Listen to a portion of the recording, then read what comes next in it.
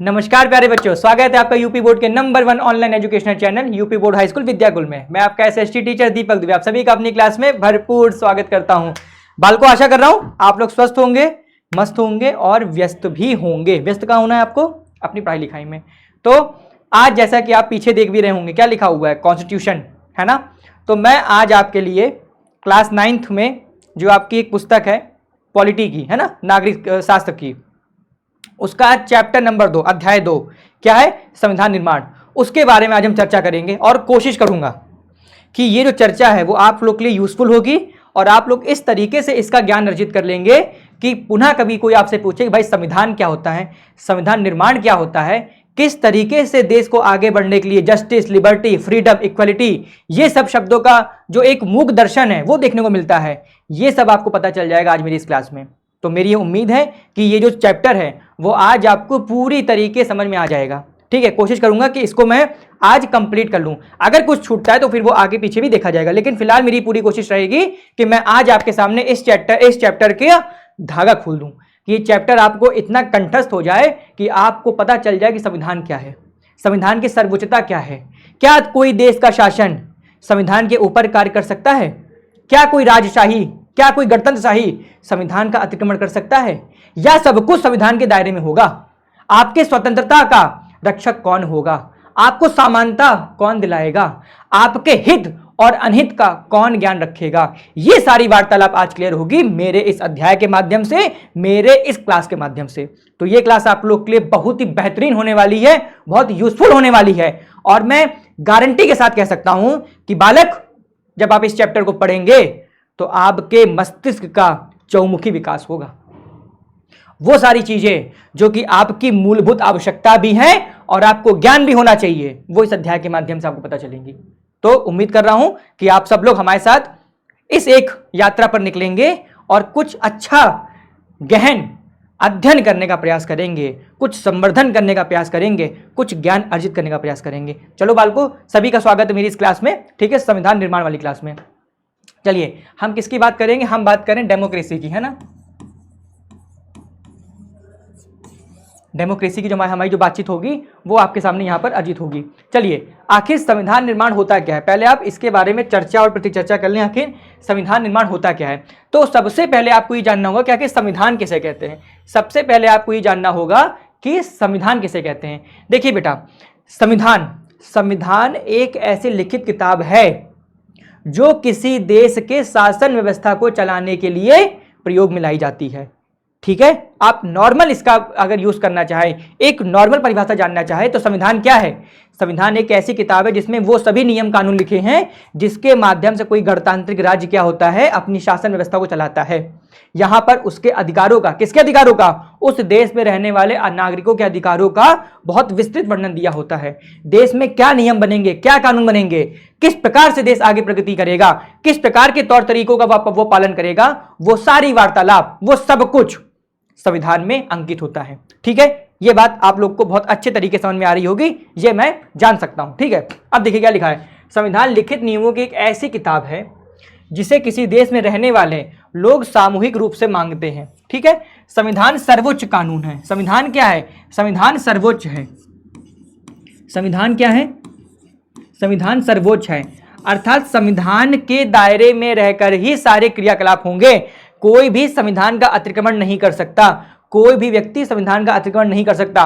और संविधान क्यों जरूरत है? संविधान की आवश्यकता इसलिए है क्योंकि इसमें नियम और कानून होते हैं, इसमें नियम और कानून होते हैं जिसके माध्यम से किसी देश की शासन व्यवस्था को चलाया जाता है, जिसके माध्यम से किसी देश की शासन व्यवस्था को चलाया जा सकता है, शासन व्यवस्था को चलाया जा सकता है। बिल्कुल भैया, अगर आपके जीवन में कोई नियम नहीं होगा, आपके जीवन में कोई कानून नहीं होगा, कोई अनुशासन नहीं होगा, तो क्या आपका जीवन जीने योग्य होगा? बिल्कुल नहीं होगा। एक साधारण मनुष्य के जीवन में भी नियमों का बड़ा महत्व होता है कि प्रातःकाल आपको उठना है, ठीक है, अपने दैनिक क्रियाकलाप से संपन्न होकर के अध्ययन करना है, माता पिता का सम्मान करना है, पड़ोसियों का सम्मान करना है, मित्रता का सम्मान करना है, किसी की चीज का अतिक्रमण नहीं करना है। तो ये सब आप कहाँ सीखते हैं? ये सब आप लोग नैतिक नियमों के आधार पर सीखते हैं ना, कि नियमों के द्वारा आप अपने जीवन का यापन करते हैं। वैसे जब पूरा देश, है ना, एक राष्ट्र जब आगे बढ़ता है तो वो भी नियमों के बंधनों में बंधा होता है, वो भी कानूनों के बंधनों बंधा होता है ना, कि उस नियम के अकॉर्डिंग वो चलेगा, उसका अतिक्रमण नहीं करेगा, उसके इतर कोई काम नहीं करेगा। अगर नियम कानून नहीं होंगे तो जीवन में अव्यवस्थाएं आ जाती हैं। सत्य बात है, अगर किसी के जीवन में नियम कानून नहीं होंगे तो उसका जीवन अस्त व्यस्त हो जाता है। वैसे ही अगर किसी राष्ट्र का नियम कानून नहीं होगा तो पूरा राष्ट्र नरक की गर्त में चला जाएगा, कभी उन्नति नहीं कर पाएगा, कभी प्रगति नहीं कर पाएगा। इसीलिए संविधान की आवश्यकता पड़ती है कि संविधान ऐसे नियम बनाएगा, ऐसे कानून बनाएगा जिससे कि उस राष्ट्र में चलने वाली शासन व्यवस्था उसके इर्द गिर्द काम करेगी, उसके अंतर्गत काम करेगी और वो सारी प्रक्रियाओं का पालन करेगी जो एक स्वस्थ राष्ट्र का निर्माण कर सकते हैं, एक अखंड राज्य का निर्माण कर सकते हैं। ठीक है, संविधान लोगों के बीच आपसी संबंध और लोगों और सरकार के बीच संबंध को तय करता है। बिल्कुल भाई, संविधान के माध्यम से ही सबको सबके हितों का पता चलता है, सबको सभी के नियमों का पता चलता है। जैसे व्यक्ति का व्यक्ति के प्रति, व्यक्ति का राज्य के प्रति, राज्य का राष्ट्र के प्रति, दो समुदायों का एक दूसरे के प्रति, इन सब की बातें, इन सब की वार्तालाप, ये सब लिखी होती है कहां पर? संविधान के अंतर्गत, कि भाई कभी भी किसी की चीजों का अतिक्रमण ना हो पाए, किसी की चीजों के साथ द्वेष की भावना के साथ कार्य ना हो पाए, है ना। अब देखिए, एक बहुत अच्छा स्टेटमेंट है कि व्यक्ति की स्वतंत्रता वहीं तक मान्य की जाती है जहां से अगले व्यक्ति की जो नाक होती है वो स्टार्ट होती है। ये एक बहुत फेमस स्टेटमेंट है कि व्यक्ति की स्वतंत्रता वहीं तक मान्य की जाती है जहां से किसी दूसरे व्यक्ति की नाक स्टार्ट होती है। अर्थात आपकी स्वतंत्रता वहीं तक मान्य होगी जब तक वो किसी का अहित ना कर रही हो। अगर वो किसी का अहित करेगी तो आपकी स्वतंत्रता को बाधित किया जा सकता है। अब ये बात लिखी कहां पर है? कैसे पता चलेगा कि आपकी स्वतंत्रता बाधित होगी?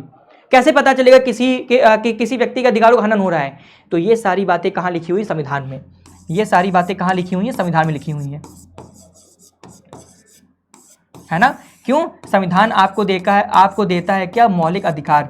संविधान क्या देता है आपको? संविधान आपको देता है मौलिक अधिकार। संविधान ने आपको क्या दिया? मौलिक अधिकार दिए हैं। आपको समानता का अधिकार होगा, स्वतंत्रता का अधिकार होगा, ये सारी चीज़ें वहाँ पर लिखी हुई हैं। जीवन जीने का अधिकार होगा, आर्टिकल 21। लेकिन वहीं तक जहाँ पर ये किसी दूसरे व्यक्ति का अतिक्रमण ना कर ले, जहाँ पर ये दूसरे व्यक्ति का क्या ना कर ले? अतिक्रमण कर ले। तो ये बातें आपको बहुत अच्छे तरीके से पता चल रही होगी। अगर मैं इसको एक रफ आइडिया लेने का प्रयास करूँ तो अगर मैं संविधान को यहाँ पर लिख दूँ,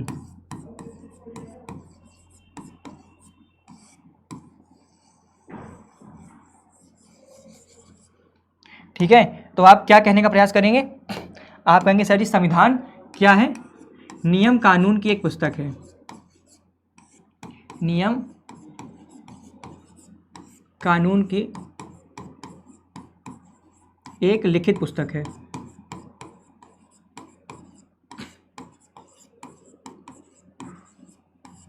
ठीक, फिर संविधान सर्वोच्च है।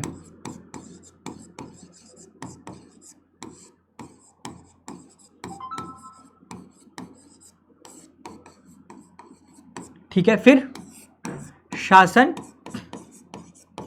व्यवस्था का द्योतक है।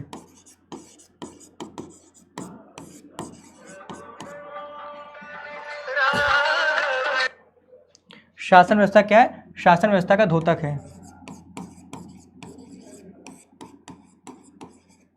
ठीक है, और शासन व्यवस्था इसके दायरे में होती है। जितनी भी शासन व्यवस्था होगी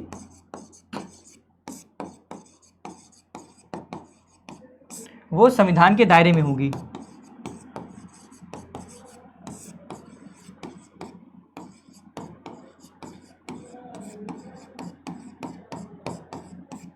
फिर नागरिकों के अधिकारों का क्या है? ये नागरिकों के अधिकारों का क्या? संरक्षक है ना।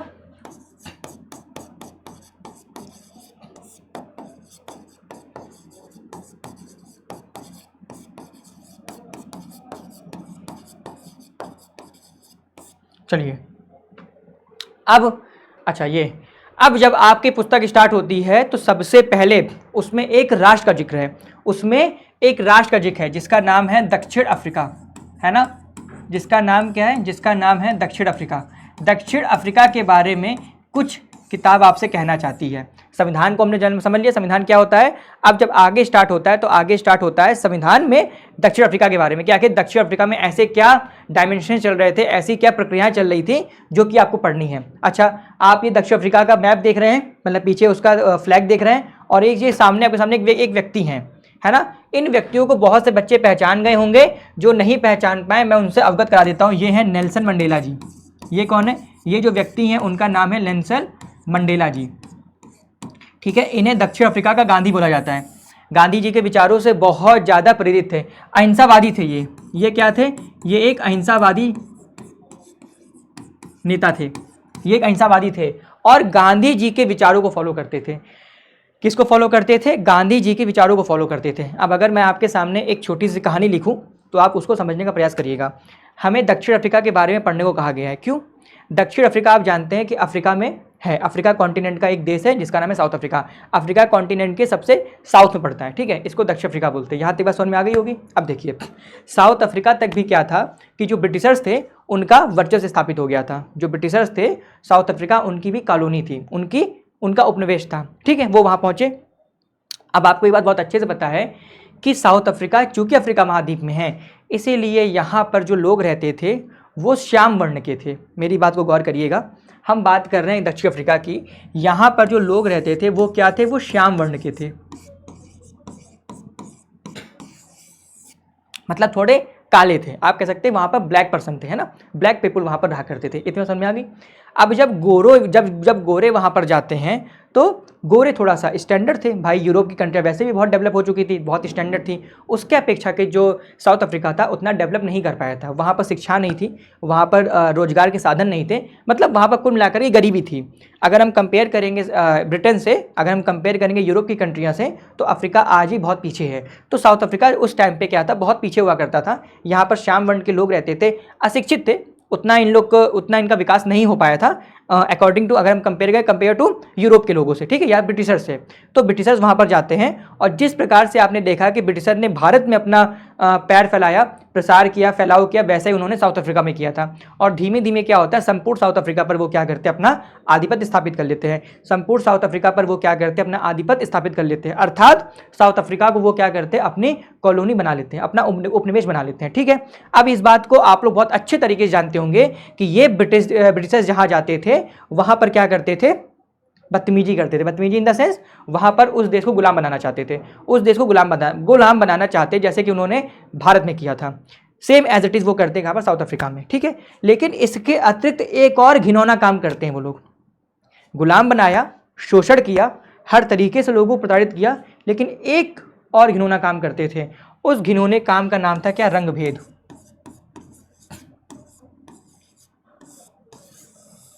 क्या नाम था उसका? रंगभेद। ये रंग के आधार पर, मतलब स्किन का जो कलर होता है उसके आधार पर ये क्या करते थे? भेदभाव करते थे।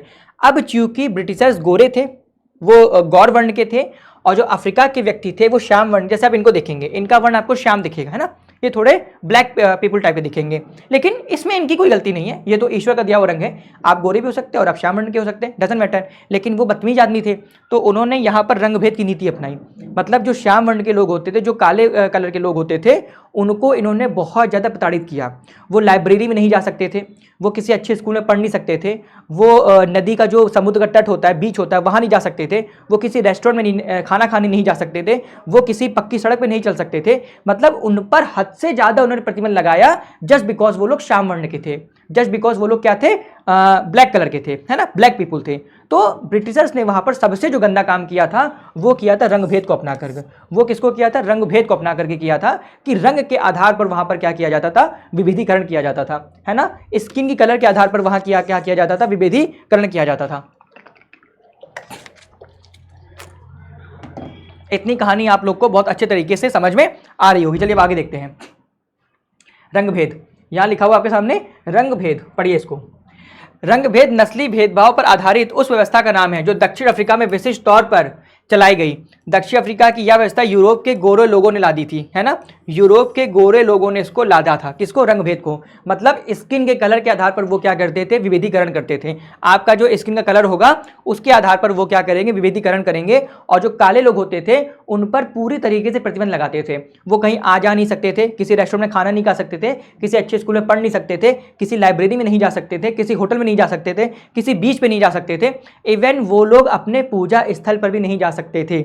अगर वहां पर कोई गोरा व्यक्ति है तो जब तक वो गोरा व्यक्ति वहां पर पूजा अर्चना कर रहा है तब तक वहां पर किसी भी ब्लैक कलर के बंदे को एंट्री नहीं मिलती थी। इतना ज्यादा बदतमीजी भरा काम किया था कि इन्होंने, यूरोप के गोरे लोगों ने, ठीक है।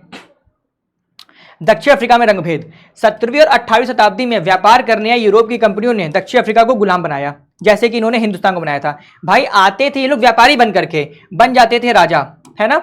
आते थे ये लोग, क्या, ये लोग हमेशा से जहां पर भी गए हैं व्यापारी बन करके गए हैं। ये लोग व्यापारी बन करके गए हैं, लेकिन बाद में क्या करते थे, वहां के राजा बन जाते थे, वहां के किंग मेकर बन जाते थे।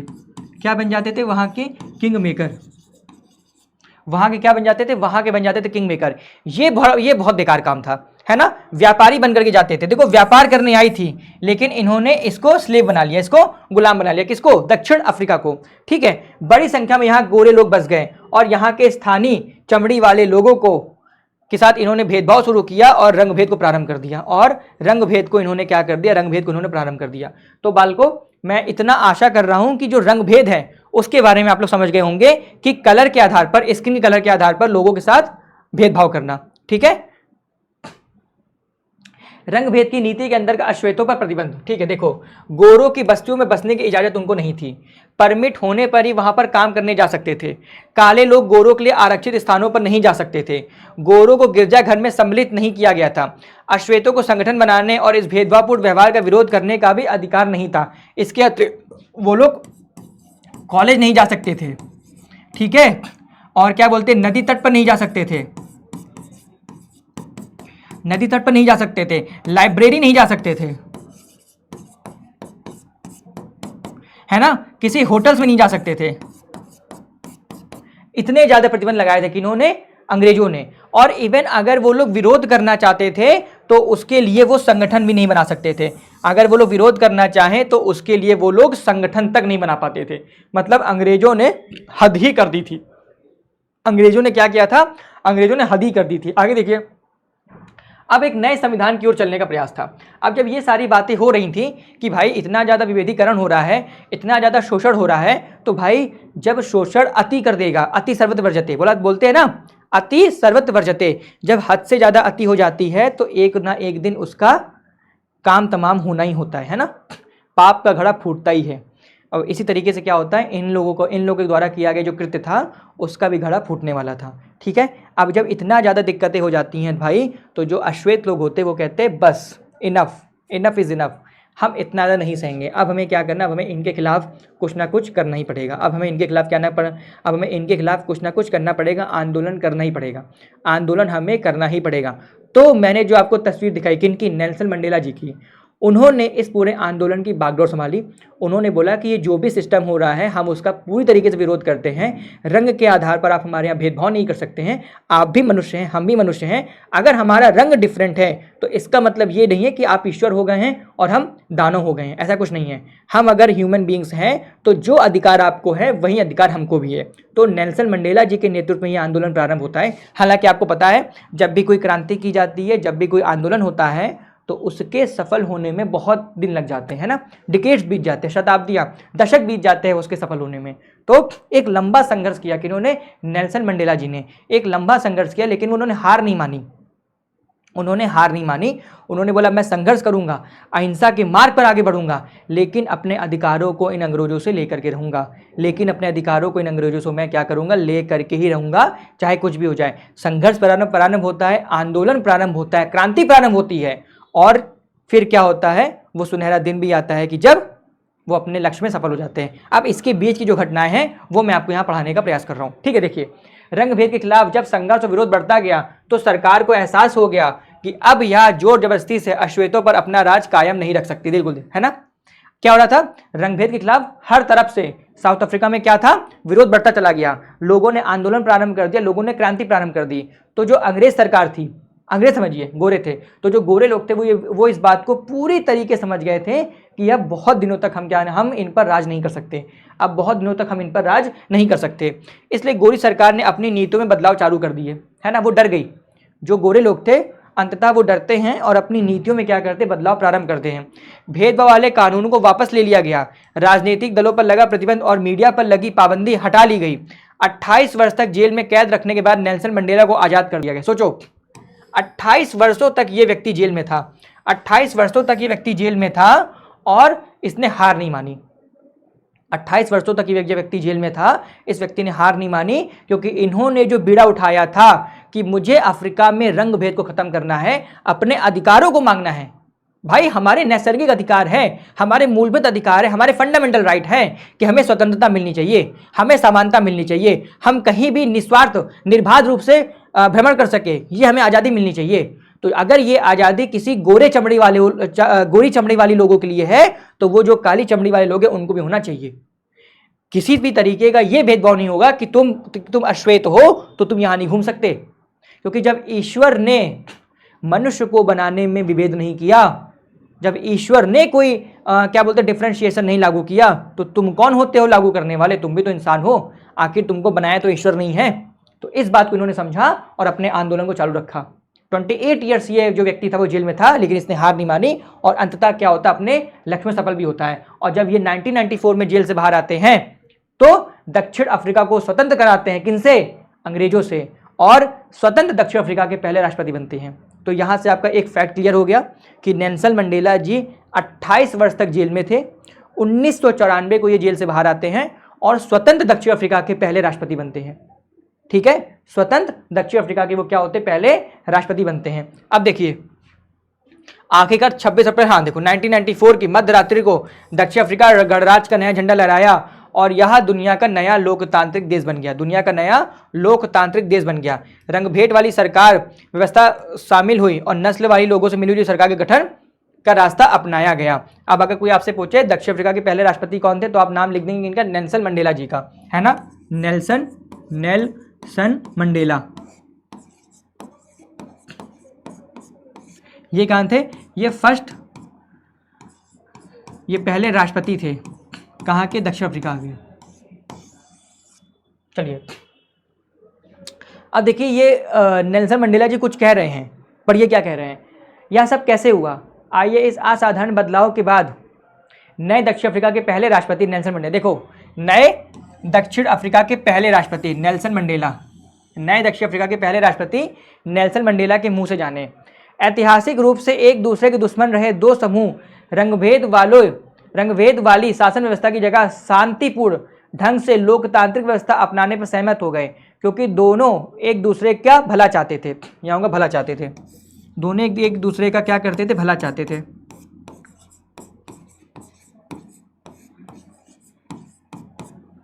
ठीक है, पर भरोसा था कि वे इसे मानने को तैयार थे। मेरी कामना है कि दक्षिण अफ्रीकी लोग कभी भी अच्छाई पर विश्वास करना ना छोड़े और इस बात में आस्था रखें कि मनुष्य जाति पर विश्वास करना ही हमारे लोकतंत्र का आधार है, हमारे लोकतंत्र का आधार है। कितनी बड़ी बात बोली इन्होंने। नेल्सन मंडेला जी ने जब ये स्वतंत्र हो गए और जब इन्होंने अपनी पहली स्पीच दी है दक्षिण अफ्रीका में, तो उन्होंने एक बात को बोला कि हमें किसी भी सूरत में मानवता का त्याग नहीं करना है, हमें किसी भी सूरत में मानवता का त्याग नहीं करना है, हमें सबकी अच्छाइयों को आगे लेकर के चलना है और बुराइयों का त्याग करना है, हमें सबकी अच्छाइयों को आगे लेकर के चलना है और बुराइयों का त्याग करना है। इस प्रकार से ऐसी लोकतांत्रिक सरकार का गठन करना है, पॉइंट टू बी नोटेड, इस प्रकार से ऐसी लोकतांत्रिक सरकार का गठन करना है जहां पर सभी व्यक्तियों के अधिकारों की सुरक्षा की जा सके, चाहे वो श्वेत हो चाहे वो अश्वेत हो। मेरी बात समझ रहे हैं आप लोग?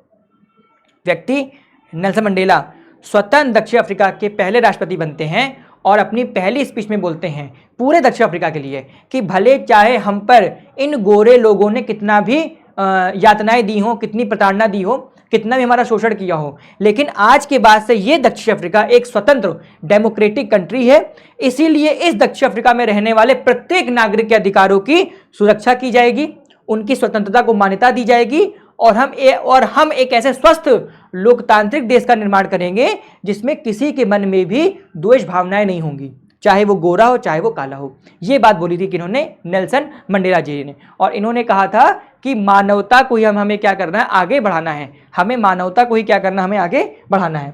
चलिए, नए लोकतांत्रिक दक्षिण अफ्रीका के उदय के साथ ही अश्वेत नेताओं ने अश्वेत समाज के आग्रह किया कि सत्ता में रहते हुए गोरे लोगों ने जो जुल्म किए थे उन्हें भूल जाए और गोरों को माफ कर दे। देखो जो मैंने बोला सेम एज इट इज यहाँ पर लिखा हुआ है कि भले चाहे इन गोरे लोगों ने हम पर कितनी यातनाएं दी हों, लेकिन हम क्या करेंगे, हम इन्हें माफ कर देंगे। ठीक है,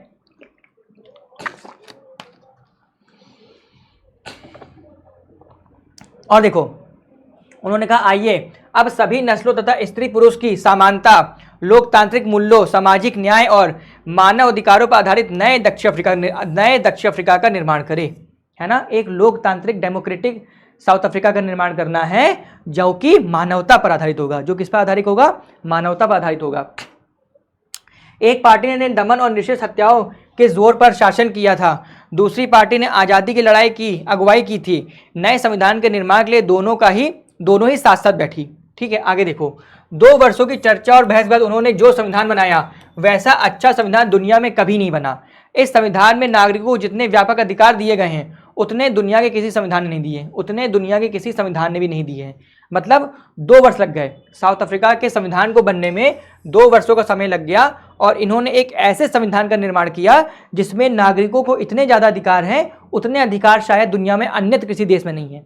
ठीक है, इन्होंने पूरी तरीके से अपने संविधान को मानव की उन्नति के लिए रखा है ना, कि हमें मानवता के आधार पर अपने संविधान को बनाना है और किसी भी सूरत पे उनके अधिकारों का हनन ना हो, किसी भी कंडीशन में उनके अधिकारों का हनन नहीं होना चाहिए।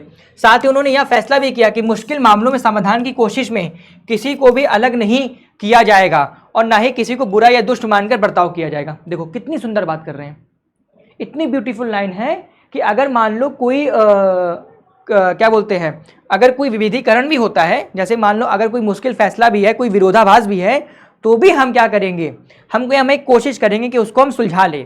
हम किसी को भी दुष्ट या बुरा नहीं करेंगे, है ना, हम किसी को दुष्ट या बुरा नहीं कहेंगे। हम ये कोशिश करेंगे कि हर तरीके से समस्या का समाधान हो, हम ये कोशिश करेंगे कि हर तरीके से समस्या का समाधान हो।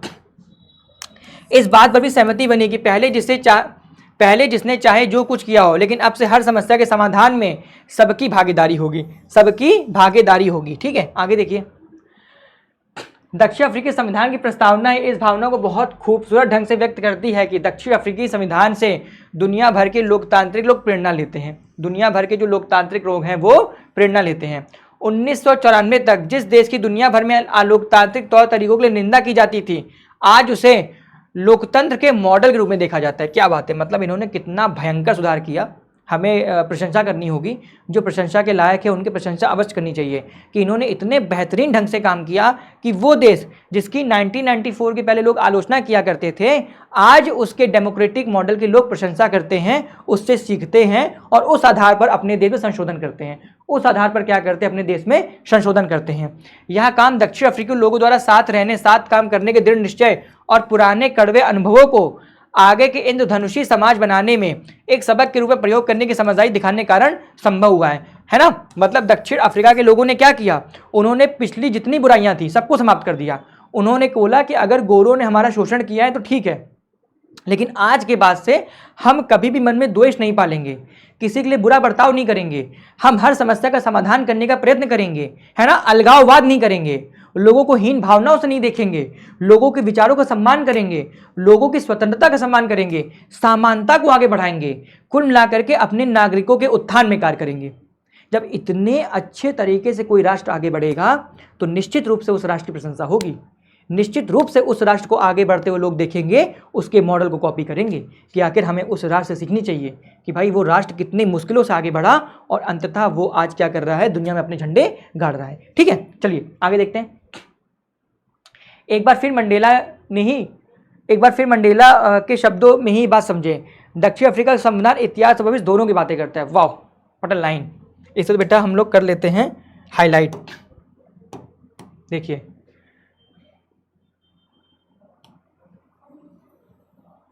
क्या करता है, इतिहास और भविष्य दोनों की बातें करता है। दक्षिण अफ्रीका का जो संविधान है वो क्या कर रहा है, वो इतिहास और भविष्य दोनों की बातचीत कर रहा है ना, भविष्य की बात भी कर रहा है और अपने इतिहास की बातचीत कर रहा है। एक तरफ तो यह एक पवित्र समझौता है कि दक्षिण अफ्रीकी के रूप में हम एक दूसरे से यह वादा करते हैं कि हम अपने रंगभेदी क्रूर और दमनकारी इतिहास को फिर से दोहराने की अनुमति नहीं देंगे। क्या बात है, बहुत बढ़िया इन्होंने बात बोली है। इन्होंने बोला है कि हम ये वादा करते हैं, ये प्रॉमिस है कि हम उस इतिहास को कभी नहीं दोहराएंगे जिसने हमारे राष्ट्र में दमनकारी, रंगभेदी और क्रूर तौर तरीकों को अपनाया था। हम कोशिश करेंगे कि वापस से अपने इतिहास की पुनरावृत्ति ना करें। हम कोशिश करेंगे कि वापस से अपने इतिहास की पुनरावृत्ति ना करें। पर बात इतनी नहीं है, यह अपने देश को इसके सभी लोगों द्वारा वास्तविक अर्थों में साझा करने की घोषणा पत्र भी है। श्वेत और अश्वेत, स्त्री और पुरुष, यह देश पूर्ण रूप से हम सभी का है। चाहे कोई हो, गोरा हो, काला हो, ऊंच हो, नीच हो, अमीर हो, गरीब हो, स्त्री हो, पुरुष हो, ये साउथ अफ्रीका सभी का है। अगर वो मानव है, इस साउथ अफ्रीका की भूमि में निवास कर रहा है, तो इस साउथ अफ्रीका उस सभी व्यक्ति का है। हम उसके आचरण के द्वारा उसका सम्मान करेंगे, हम उसमें किसी तरीके का कोई विभेदीकरण नहीं करेंगे। कितनी खूबसूरत बात कह रहे हैं, कितनी खूबसूरत बात कर रहे हैं कौन? दक्षिण अफ्रीका का संविधान। आगे देखिए, अब आप पढ़िए कि आखिर संविधान की आवश्यकता होती क्यों है, संविधान की आवश्यकता आखिर आपको पड़ती क्यों है। बिल्कुल, आप सबसे पहले बोलेंगे लोकतांत्रिक सरकार के निर्माण और उसके कार्य तय करने के लिए। बिल्कुल भाई, क्यों? क्योंकि हम सभी चाहते हैं कि जो भी सरकार हो वो संविधान के अंतर्गत कार्य करे। मतलब संविधान सर्वोच्च हो, उसके अंतर्गत शासन व्यवस्था हो, उसके अंतर्गत क्या हो, उसके अंतर्गत ही शासन व्यवस्था हो, अर्थात जो सरकार हो, ठीक है। और सरकार भी कैसी होनी चाहिए? सरकार होनी चाहिए लोकतांत्रिक।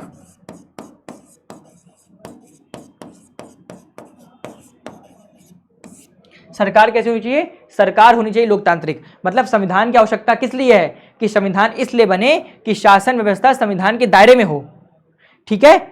सरकार संविधान के दायरे में काम करे। और सरकार कैसी होनी चाहिए? सरकार होनी चाहिए लोकतांत्रिक, ठीक है। सरकार के विभिन्न अंगों के अधिकार क्षेत्र तय करने के लिए। बिल्कुल भाई, कि सरकार के जैसे विभिन्न अंग हैं, जैसे विधायिका, ये सब आपको बहुत अच्छे तरीके से पता है। सरकार के 3 अंग होते हैं, विधायिका होता है, कार्यपालिका होता है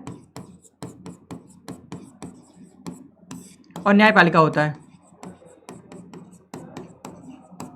ठीक है। नीचे लिखिए, हाँ, विधायिका जहां पर नियम कानून बनते हैं, मतलब संसद।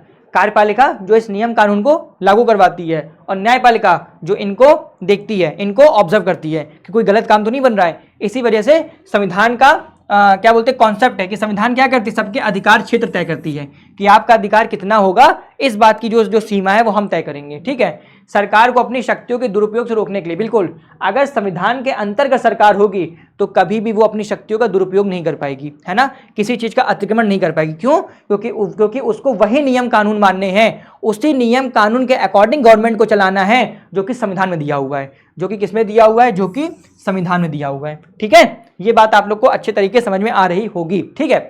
फिर नागरिकों के अधिकारों को सुरक्षित करने के लिए, बिल्कुल भाई, हमारे संविधान ने क्या दिया है? हमें फंडामेंटल राइट दिए हैं, हमें मौलिक अधिकार दिए हैं, हमें नैसर्गिक अधिकार दिए हैं। किसने दिया है? संविधान ने दिया है कि आज हम स्वतंत्र घूम सकते हैं, जीवन जीने का अधिकार है, समानता का अधिकार है।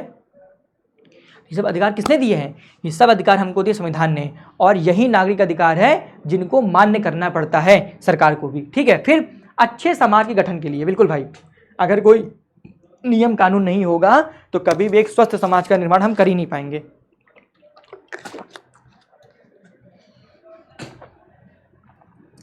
अब देखो, साथ रह रहे विभिन्न तरह के लोगों के बीच जरूरी भरोसा और सहयोग विकसित करना, स्पष्ट करना कि सरकार का गठन कैसे होगा और किसे फैसले लेने का अधिकार होगा। फिर सरकार के अधिकारों की समय सीमा तय करना और नागरिक के अधिकार बताना, अच्छे समाज का गठन करना और लोगों की आकांक्षाओं को व्यक्त करना। मतलब टोटल पूरी रूप से हम ये कह सकते हैं कि हमारा जो संविधान है, हमारा संविधान क्या, दुनिया के जितने संविधान हैं, सब इस बात को पूरी तरीके से प्रूफ करते हैं, सब इस बात को पूरी तरीके से मान्य करते हैं कि जो शासन व्यवस्था होगी वो संविधान के अंतर्गत होगी।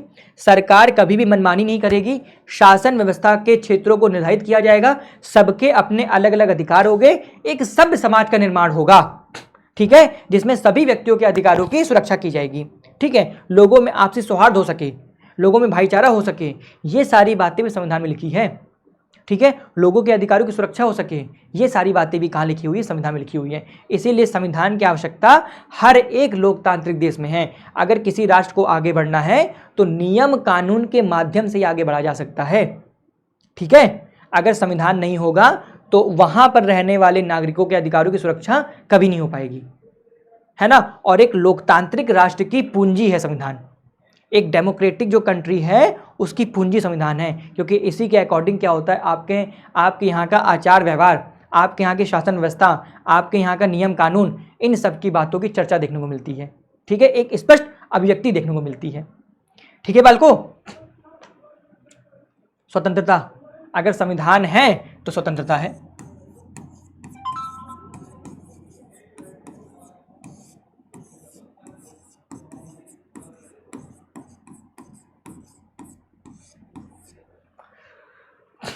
पिंजरे में बैठने वाला हर पंछी चाहता है कि उसे उड़ान भरने दिया जाए, है ना।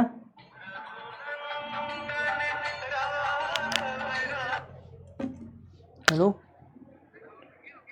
क्लास में उन्होंने आधे घंटे बाद करता हूँ। अभी मना कर दिया उसको। हाँ हाँ हाँ, तो बोलो ले ले। हाँ हाँ ठीक है ठीक है।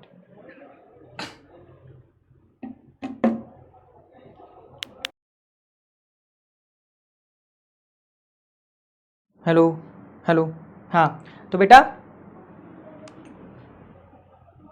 चलिए, स्वतंत्रता सबको प्यारी है, चाहे वो पंक्षी हो चाहे मानव हो, और मानवों को तो स्वतंत्रता बहुत बेहतरीन लगती है।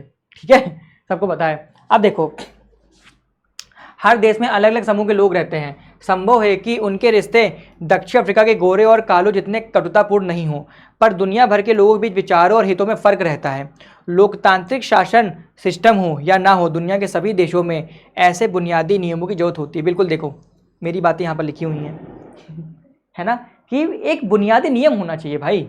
अगर नियम नहीं होगा तो हम ये कैसे तय करेंगे कि हमारे लिए क्या सही है क्या गलत है ना। जब नियम होगा तभी तो सब समाज का निर्माण कर पाएंगे। क्योंकि भाई आपको पता है भाई कि भारत में, अगर आप भारत का एग्जांपल ले ले तो यूनिटी इन डाइवर्सिटी, भारत में विभिन्न तरीके के लोग रहते हैं, विभिन्न संप्रदाय के लोग रहते हैं, विभिन्न धर्मों के लोग रहते हैं, विभिन्न आस्था के लोग रहते हैं, विभिन्न कल्चर के लोग रहते हैं। अगर संविधान नहीं होगा तो सबके अधिकारों का हनन, सबके अधिकारों का संरक्षण कैसे हो पाएगा भाई, क्योंकि सबके अलग अलग जीवन जीने का तरीका है ना। हमें उन सबको संजो के रखना है कि भाई सब लोग साथ में रह सके, सबके अधिकारों की सुरक्षा की जा सके। इसलिए संविधान ये नियम बताता है कि देश में रहने वाले विभिन्न तरीके के लोगों को ये नियम फॉलो करने होंगे, जिसके कारण वो लोग सौहार्दपूर्ण जीवन जी सके, भाईचारे के साथ रह सके। इसलिए संविधान नियमों की एक पूंजी भी है, संविधान नियमों की एक पूंजी भी है। यह बात सिर्फ सरकार पर ही लागू नहीं होती, इस संगठन के कायदे कानून होते हैं और संविधान होता है। जिस तरह आपके इलाके का कोई क्लब हो या सहकारी संगठन या फिर राजनीतिक दल, सभी को एक संविधान की जरूरत होती है। बिल्कुल, आपके जीवन में अगर नियम कानून होगा तभी आप जीवन में आगे बढ़ सकते हैं। तो हर एक संस्था के लिए, चाहे वो राजनीतिक दल हो, चाहे वो राष्ट्र हो, चाहे वो कोई छोटा सा क्लब हो या खुद आपका जीवन हो, सबके लिए नियम जरूर होने चाहिए, रूल एंड रेगुलेशन होना चाहिए। क्योंकि रूल एंड रेगुलेशन होगी तब जाकर के डिसिप्लिन मेंटेन होगा। जब डिसिप्लिन मेंटेन होगा तो आप सभ्य समाज का निर्माण करेंगे, और जब सभ्य समाज का निर्माण होगा तब जाकर के सभ्य राष्ट्र बन सकता है। तब जाकर के क्या होगा, अखंड और सभ्य राष्ट्र का निर्माण होगा। ठीक है, बिल्कुल, ये समानता है, इक्वालिटी।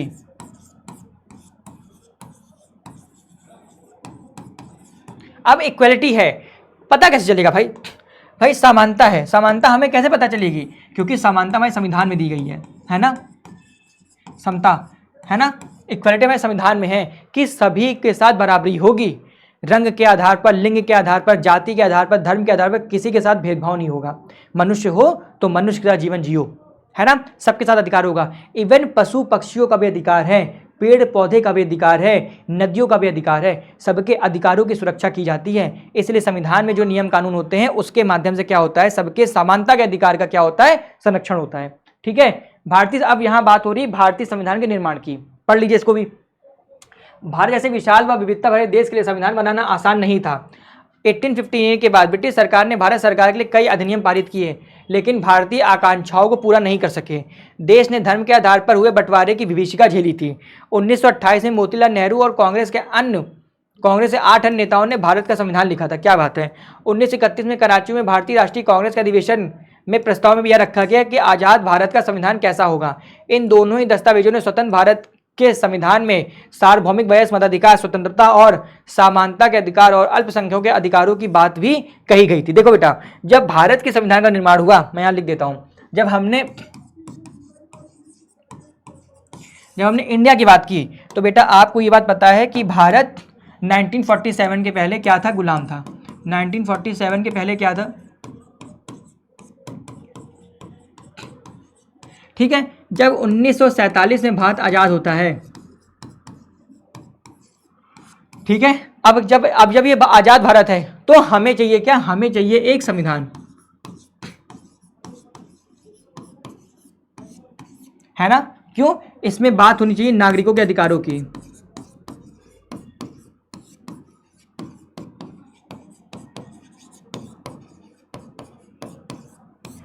बात किसकी होगी? नागरिकों के अधिकार की होगी। फिर राष्ट्र का संचालन कैसे होगा?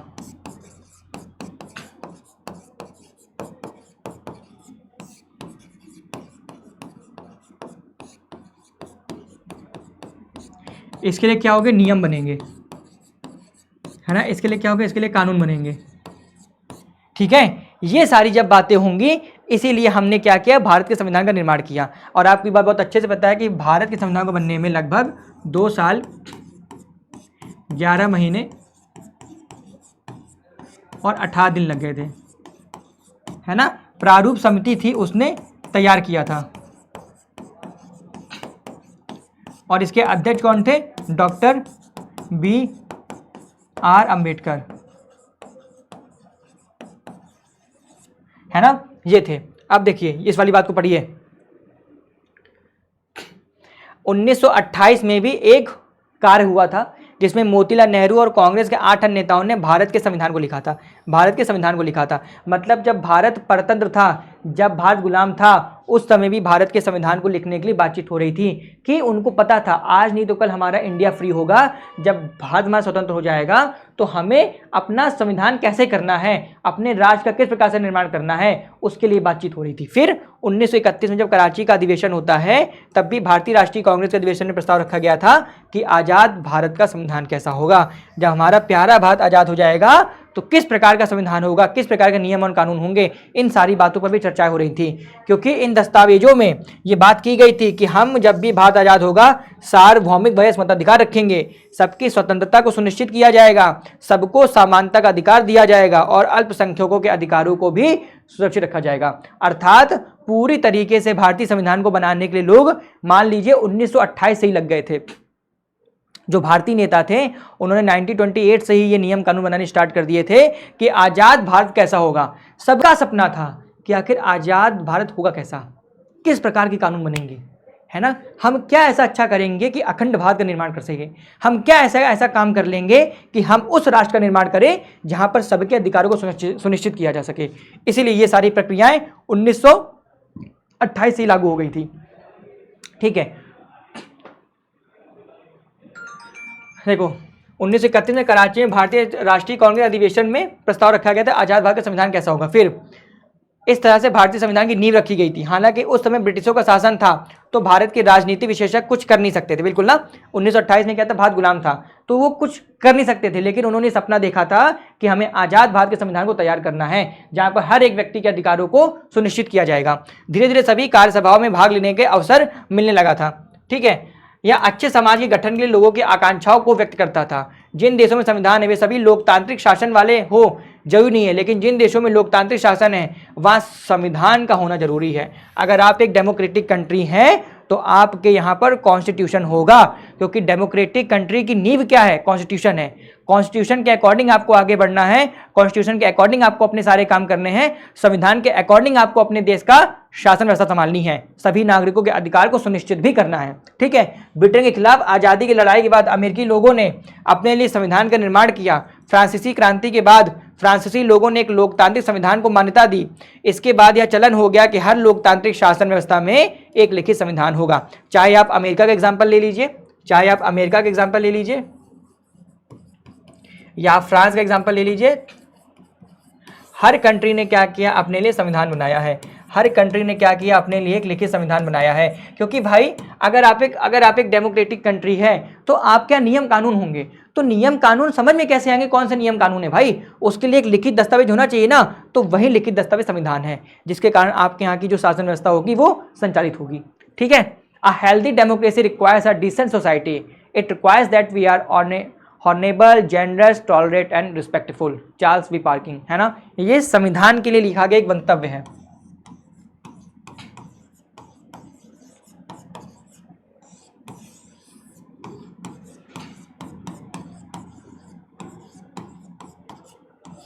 डेमोक्रेसी के लिए भी। पढ़िए, a healthy democracy requires a decent society, है ना। अगर एक स्वस्थ डेमोक्रेसी होगी, एक स्वस्थ लोकतंत्र होगा तो एक डिसेंट सोसाइटी का निर्माण करेगा, है ना, चाहेगा। It requires that we are honourable, generous, tolerant and respectful, है ना। हर तरीके की व्यवस्थाओं को वहां पर लागू करने का प्रयास किया जाएगा कि सम्मान पूर्वक नागरिक क्या करे, अपने साथ का जीवन जी सके, है ना। उसे सम्मान होना चाहिए, वो दयालु होना चाहिए, रिस्पेक्ट होनी चाहिए। हर तरीके का कामकाज कहाँ पर होगा, उस स्वतंत्र लोकतंत्र में होगा, उस स्वस्थ लोकतंत्र में होगा, उस स्वस्थ समाज में होगा। ठीक है।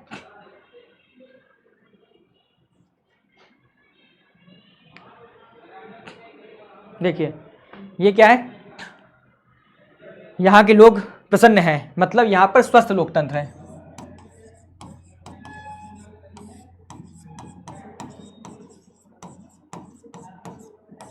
स्वस्थ लोकतंत्र वहीं पर होता है जहां पर स्वस्थ समाज होता है, और स्वस्थ समाज कहां पर होगा, जहां पर संविधान होगा, अर्थात संविधान सर्वोच्च है। संविधान, वहां संविधान होगा तो वहां पर स्वस्थ लोकतंत्र होगा। जब स्वस्थ लोकतंत्र होगा तब स्वस्थ समाज का निर्माण होगा, तब लोग ऐसे हैप्पी होंगे, है ना। तब क्या होंगे, तब लोग ऐसे वहां पर हैप्पी आपको दिखाई देंगे। इतना ही होगा। हाँ चलिए बेटा, तो यहीं पर आज अपने इस चैप्टर को हम लोग दाइंड करते हैं। उम्मीद कर रहा हूं आप लोग को अच्छे तरीके से क्लियर हो गया होगा। ठीक है, अब क्या करना है आप लोग को, एक काम आपको भी करना है, इस चैनल को सब्सक्राइब करना है, वीडियो को लाइक भी करना है, और अपने क्यूट क्यूट से कमेंट भी छोड़ने हैं, ठीक है, जिसको मैं पढ़ता भी हूँ। चलिए बेटा, मुलाकात करूंगा अगली क्लास में। तब तक के लिए आप लोग स्वस्थ रहें, व्यस्त रहें, मस्त रहें, स्वतंत्र रहें। मुलाकात करूंगा बालकों अगली क्लास में, तब तक के लिए जय हिंद।